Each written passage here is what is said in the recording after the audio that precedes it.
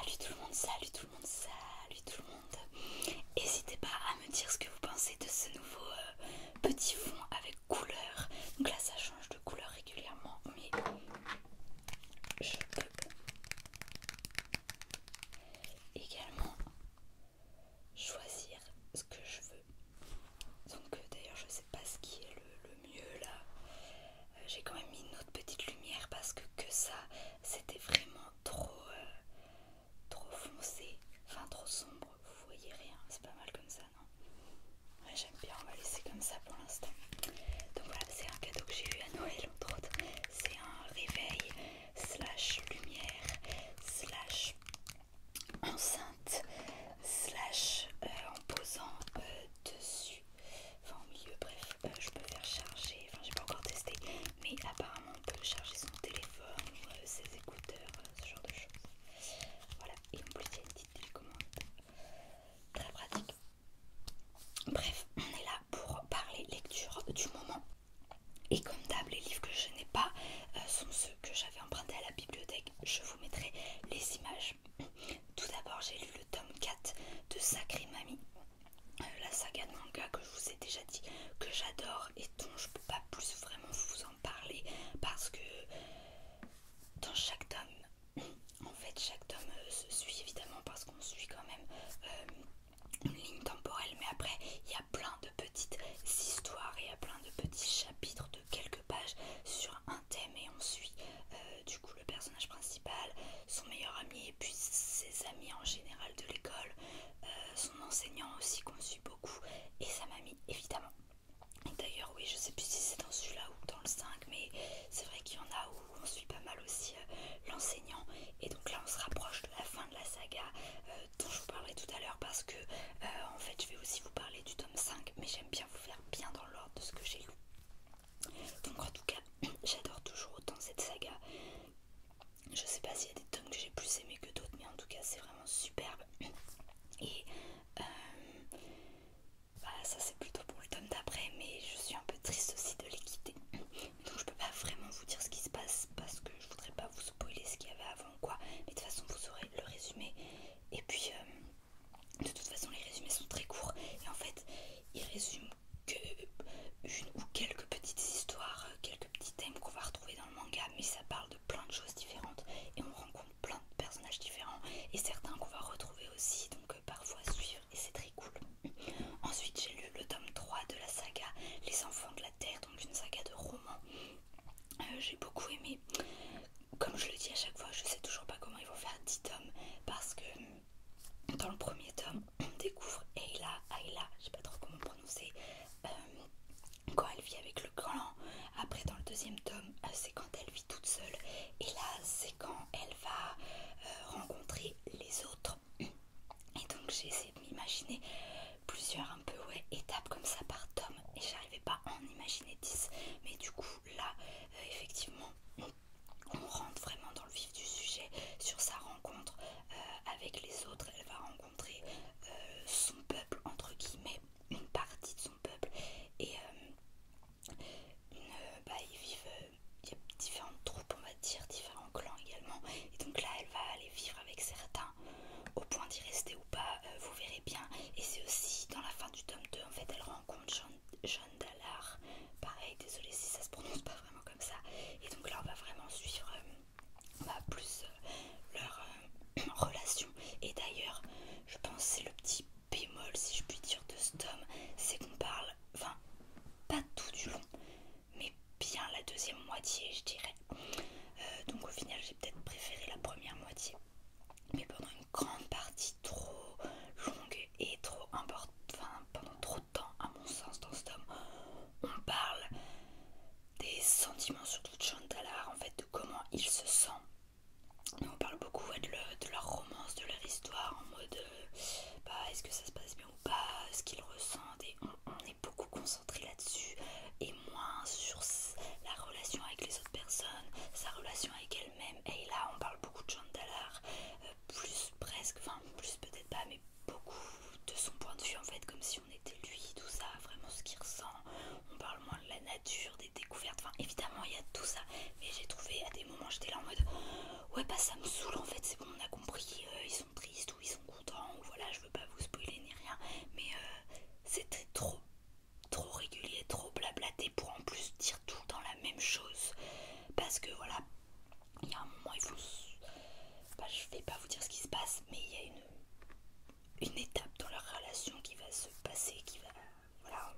plusieurs étapes au fil de la vie. Donc là ils sont dans une étape et en fait ils nous la blablatent, ils nous la racontent, ils nous disent ses émotions, mais tout du long c'est la même étape, donc tout du long c'est la même chose. Je trouvais qu'il n'y avait pas besoin d'en parler autant, et étant donné que moi je suis pas du tout romance et tout ça en livre, bah ça me gavait en fait. Qui en est un peu, ça me pose pas de problème, au contraire c'est important et on apprécie le personnage, donc voilà, on veut savoir. Mais là c'était trop, et le fait que vraiment ça soit tout le temps pareil, très redondant, il va peut-être y avoir pas mal de coupes parce que je suis malade donc je tousse beaucoup. Et oui, aussi on se disait un peu en mode bah vous êtes débile en fait, faites les choses ou dites les choses et tout, et ça me gavait beaucoup, surtout qu'il y avait pas mal de quiproquos, de malentendus qui n'avaient pas lieu d'être en fait, surtout d'un côté, enfin je vais dire du côté de Jeanne d'Arc quoi, parce qu'il sait comment elle a été élevée, comment elle voit les choses jusqu'à présent, les différences qu'elle a avec du fait qu'elle ait vécu dans le clan et pas avec les autres initialement. Et du coup à un moment j'étais là en mode mais t'es débile, tu sais très bien en fait, fais pas genre. Et vraiment Jeanne d'Arc m'a beaucoup saoulée dans ce livre. Enfin voilà, j'ai quand même adoré ma lecture, mais à des moments j'étais là en mode mais t'es débile, c'est bon, tu m'as gavé, on peut passer à autre chose en fait. Le côté niais et tout, enfin voilà, c'est pas mon délire. N'hésitez pas à me dire si vous aussi vous avez eu ça, et j'espère que ça continuera pas comme ça dans les autres tomes, parce que ça soit positif ou pas l'étape dans laquelle ils seront. Si c'est pour tout le temps dire la même chose, on n'a pas besoin d'en blablater pendant des centaines de pages, parce que le livre est très gros, très long, c'est écrit très petit, mais en fait il y a plein de moments, déjà j'avais parlé des descriptions qui sont un peu inutiles à mon sens, et que j'arrive pas bien à visualiser, qui prennent de la place dans le livre en fait pour pas grand chose. Je pense que c'est aussi pour ça que même si j'adorais que j'en lisais tous les jours, que c'était aussi long à lire, aussi c'est un gros livre. Et là il y avait la même chose en fait, avec ce côté romance qui revenait très régulièrement, mais pas pour apporter une nouvelle chose, une nouvelle vision ou une nouvelle chose à dire, ouais. Bref. Ensuite j'ai lu donc le tome 5 de Sacré Mamie, et ça m'a rendu triste pas que ça soit fini, parce que à chaque fois que je récupérais un nouveau tome de cette saga, j'étais trop contente de me lancer dedans, même si c'est un manga donc ça se lit vite, il est quand même bien épais, c'est pas le format traditionnel, et du coup on prenait quand même du temps à lire, et c'est cool parce que c'est bien d'avoir une chose différente des romans et que ce soit aussi rapide à lire, c'est intéressant, mais en même temps on n'avait pas envie de les quitter, donc c'était quand même cool que ça soit pas trop court mais pas trop long. J'adore toujours autant le style artistique, les dessins, tout ça, et puis l'histoire et les personnages. C'est pas vraiment un bémol, mais le seul truc qui m'a fait tiquer, on va dire, enfin je sais pas si tiquer c'est le bon terme, parce que comme ça vous allez croire que c'est négatif, mais pas du tout, c'est juste que je m'attendais à une fin plus finie, plus définitive, qui aurait fait un résumé peut-être plus global de l'histoire et de la vie du personnage en général, parce que tout du long on se dit est-ce qu'il va rester vivre chez sa grand-mère, ou est-ce qu'un jour sa mère va donc le récupérer et il retournera vivre chez elle. Et donc c'est un questionnement qui revient régulièrement dans le livre, et particulièrement, je sais pas, mais en tout cas oui, effectivement il le traite vers la fin du tome 5 évidemment, et on va dire que la réponse n'est pas vraiment claire et qu'on s'arrête un peu avant ça. Et il y a des choses, c'est pas grave qu'il les ait pas vraiment dites, parce que je sais plus dans quel tome, mais dans un des tomes on suivait un peu la création du manga, et donc comme le personnage principal c'est l'auteur, et qu'apparemment tout pratiquement est vraiment sa vie, grâce au fait qu'il racontait comment il a créé le manga, il revenait en arrière, il revenait sur maintenant et tout ça, donc on savait des choses, par exemple est-ce qu'il est toujours en contact avec machin ou pas, est-ce que sa grand-mère est encore en vie, je sais pas, des choses comme ça. Et là il y a eu ça que dans un tome je crois, et j'aurais bien aimé qu'il y ait ça plus régulièrement, mais peut-être qu'il savait pas d'autres choses à dire en même temps. Mais là j'avoue que j'aurais bien voulu un peu une conclusion sur différentes choses de l'histoire en fait. Alors par rapport à telle chose, je sais pas, je vous dis un truc au pif, est-ce qu'au final il est sorti avec cette fille, est-ce qu'il est resté ami avec ce gars, est-ce que lui qu'il aimait pas au final, ils sont devenus potes, ou est-ce qu'ils se sont perdus de vue, est-ce que il est allé vivre là, faire telles études, faire ci, faire ça, je sais pas.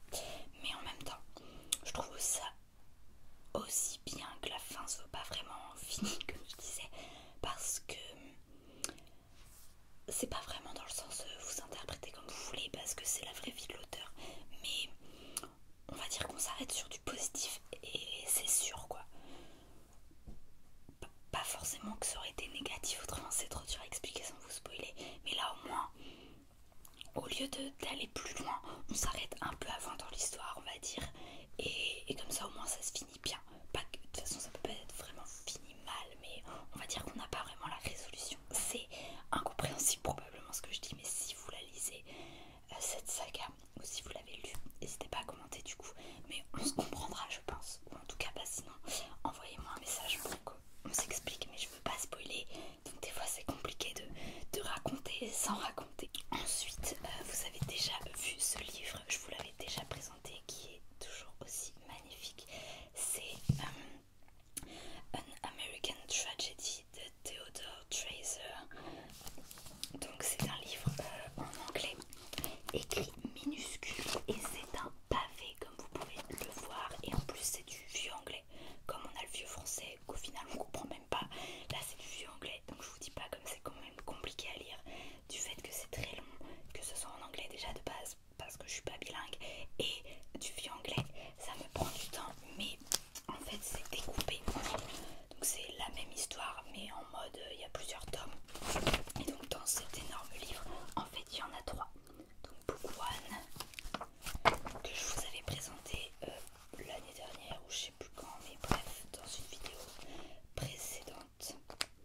Et là j'ai lu le Book 2, qui s'avère être le plus long de tous, parce qu'ensuite il y a un book. Oui, vous voyez, le marque-page est là, parce que le prochain que je lirai c'est celui-là, mais je suis pas capable de tout lire à la suite. Déjà en général, même dans les autres sagas, j'aime bien tourner. Bon là je prends plus de temps parce qu'en soi je l'ai eu à Noël d'il y a 2 ans. Donc je prends du temps à le lire, mais c'est quand même compliqué. Mais c'est mon père qui me l'a offert, donc quand on m'offre les livres, je suis incapable de pas les lire. Mais en même temps, j'aime quand même bien l'histoire. C'est pas dans ce qui m'a offert mon livre préféré, enfin mais du coup, enfin ma saga on va dire. Mais j'aime quand même bien, même si je... En fait c'est le personnage principal, c'est un... Enfin il est horrible, c'est un monstre, et ça s'avère être encore plus le cas. Enfin il devient vraiment un monstre dans ce tome 2, dans ce book 2. Déjà c'était pas quelqu'un de super bien et tout dans le 1, enfin surtout à la fin. Et en fait à la fin, on verra avec le 3, mais à la fin de chaque livre pour l'instant, il se passe un truc horrible et le mec est un monstre. Mais dans le 1, on va dire que c'était pas vraiment de sa faute, ce qui est quand même vrai. Mais alors là, je peux vous dire que les derniers chapitres, je les ai dévorés parce que même si c'était dur et tout, je voulais trop savoir. J'étais là en mode non, il va pas vraiment le faire, mais en même temps, t'as un peu envie qu'il le fasse parce que t'as quand même envie qu'il se passe des trucs dans l'histoire et que bah faut que l'histoire avance. Mais là vraiment il était horrible.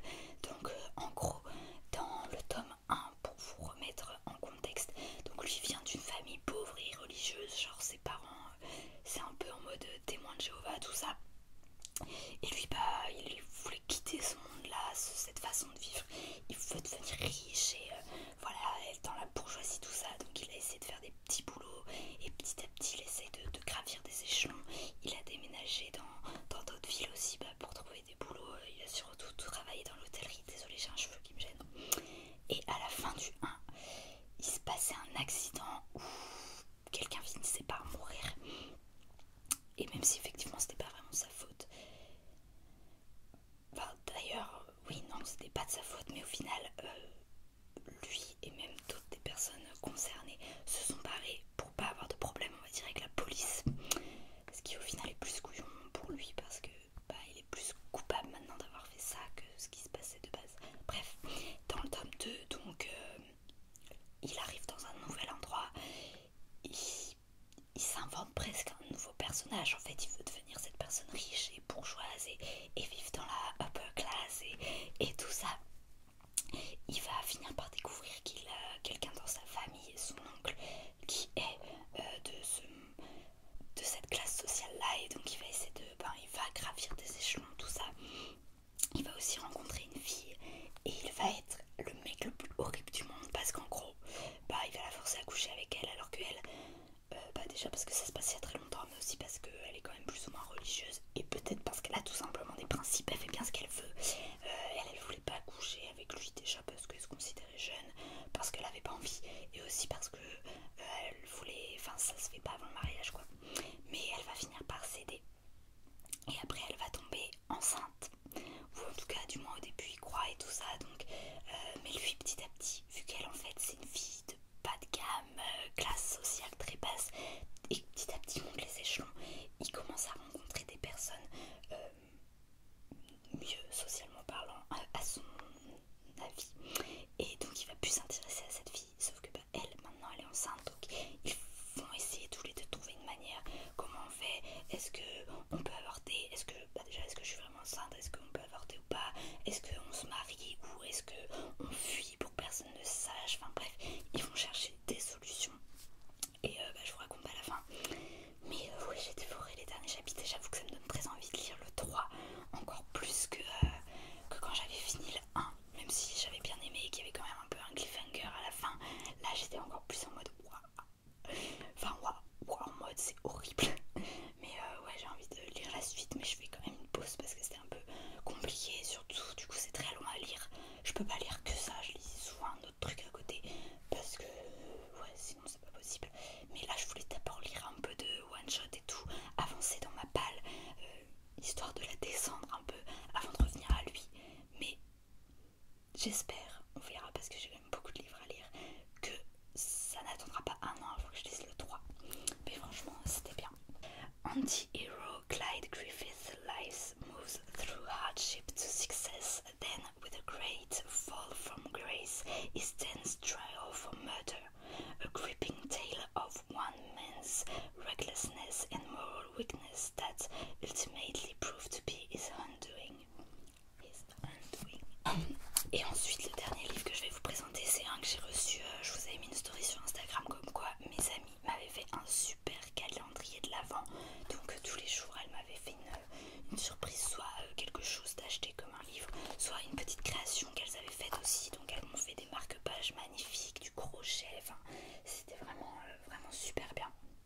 Et dans ce calendrier de l'Avent, j'ai entre autres eu ce livre, Soit de Alessandro Barrico, qui est tout petit, que j'ai lu en une ou deux journées, non une journée je ne sais plus, en tout cas j'ai lu la moitié en attendant un rendez-vous médical, et a priori je pensais pas du tout que ça allait être mon style, et effectivement c'est pas forcément ce que je lis le plus souvent, mais comme en plus c'était court, ça va, c'était pas compliqué, mais en vrai c'était très bien.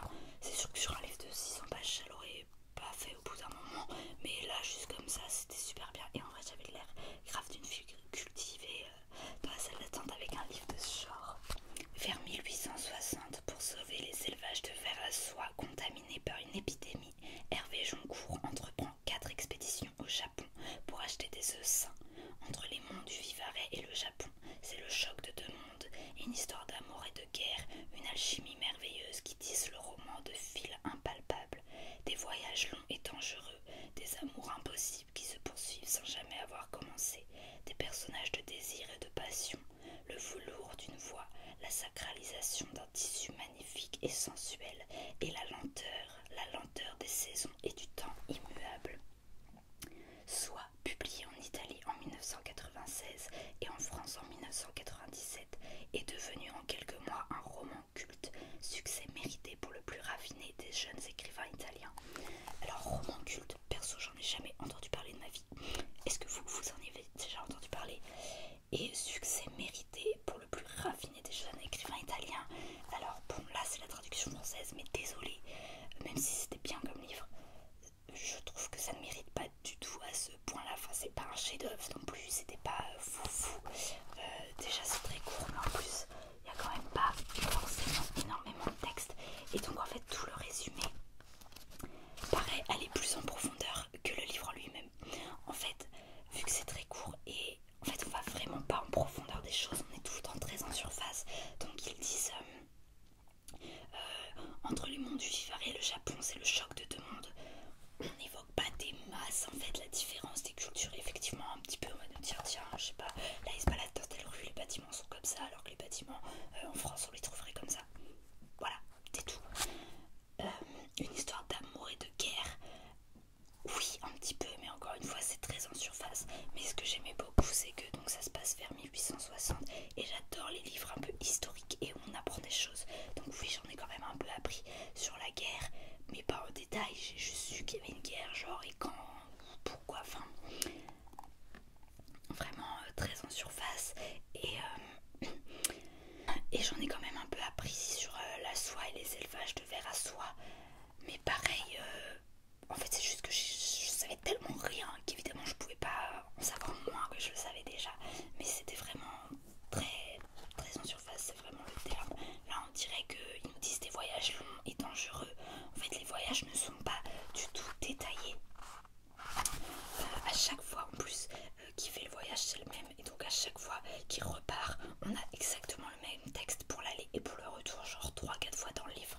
Par exemple on va avoir il partit pour le Japon au premier jour d'octobre, il passa la frontière près de Metz, traversa le Wurtemberg et la Bavière, pénétra en Autriche, atteignit par le train Vienne puis Budapest et poursuivit jusqu'à Kiev. Il parcourut à cheval 2000 km de steppe russe, franchit les monts Oural, entra en Sibérie, voyagea pendant 40 jours avant d'atteindre le lac Baïkal. Bref, vous avez compris, juste c'est des phrases à la suite des phrases, et je critique pas du tout parce que d'ailleurs je suis du genre à écrire comme ça, pas du tout à aller en profondeur, et c'est d'ailleurs la raison pour laquelle j'écris uniquement des textes courts. Je sais pas écrire des longs trucs, et bon là c'est quand même plus long que ce que j'écris a priori, mais ouais, je sais pas, le résumé donne l'impression que on va aller vachement en détail ou quoi. Et bah non, voilà, c'est juste ce que je voulais dire, mais c'est pas une critique du livre, c'est juste que le résumé ne donne pas l'image de ce que c'est.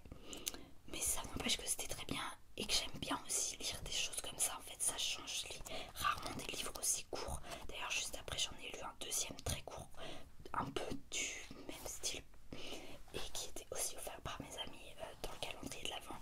Et en fait, bah, c'est super parce que bah, je lis jamais ce genre de choses.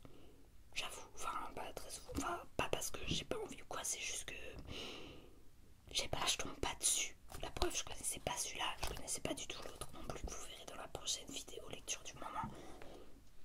Donc de très belles découvertes, ça ne deviendra pas mes coups de cœur, c'est sûr.